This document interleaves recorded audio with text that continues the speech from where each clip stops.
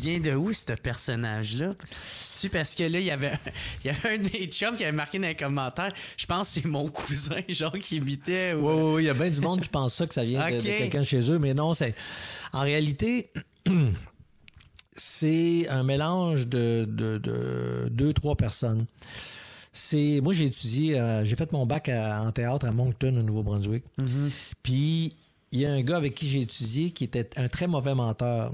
Puis, mettons, tu disais, tu lui donnais rendez-vous au restaurant. Tu viens me rejoindre, on va aller manger un sous-marin à telle place, à telle heure. Oh, oui. Là, tu y vas, puis le gars, il se pointe pas. Puis là, t'attends une demi-heure, t'attends 1 heure, puis finalement, de la merde. Tu commandes ton... Tu y vas. Puis là, le lendemain, tu lui dis, Chris, t'es pas venu au restaurant hier? Oh, oui, j'étais là. Je dis, ben non, Chris, j'étais là à 8 heures, puis t'étais pas là. Je sais. Je dis, ben, dis-moi pas, Chris, que t'étais là si t'étais pas là. J'ai jamais dit ça. Ben oui, tu viens de le dire. Ouais, je sais. Tu sais, fait que là, je trouvais ça tellement, comment dire, enfantin. C'est toute la belle candeur du gars qui, non, j'ai pas dit ça. Oui, moi, j'ai dit ça. Oui, tu sais, que je me disais, Chris, il y a de quoi à faire avec ça.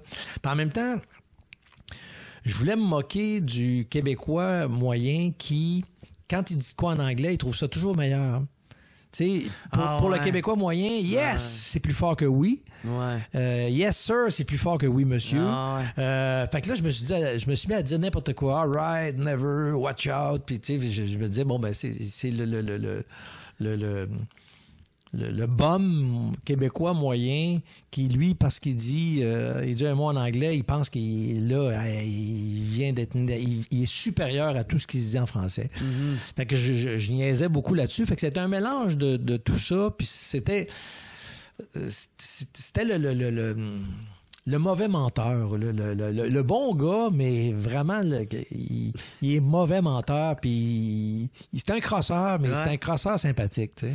Puis le manteau de cuir, puis tout ça. Ben oui, ben c'était un bum. Ouais, c'est ça. Je m'amusais avec ça, tu sais. Puis lui, il se prenait pour un vrai, là. Il se prenait pour un vrai dur à cuire, là. Puis, tu sais, j'avais fait faire des collants que je mettais dans son dos. Il faisait partie d'une gang qui s'appelait les Motadines de Poffin. Tu sais, c'était une gang de ça fait peur. Ça, ben oui. Il se battait contre les torpinouches de Malcommode. Les torieux. Oui, fait que je me suis amusé avec ça. Mais sauf que au début, Binette, il disait 8-10 mots de vocabulaire, puis il réussissait à faire ses affaires. Puis là, plus ça allait, plus son vocabulaire prenait de l'expansion, ce qui fait que le Binette des débuts avait plus rien à voir avec le Binette de la fin, là. Même que, un moment donné, j'ai fait une entrevue du vieux Binette avec du nouveau Binette avec l'ancien Binette. Puis là, il se disait, ouais, on sait quoi ce langage-là? Genre, il se revoyait dans le passé. Oui, c'est ça. T'avais le nouveau Binette qui parlait au vieux Binette. Tu disais, c'est quoi cette façon de parler-là? Si tu parles plus croche. Puis là, il arrachait la langue. Puis je me rappelle, j'avais acheté une langue de veau. C'était une langue ça de long, là, tu sais.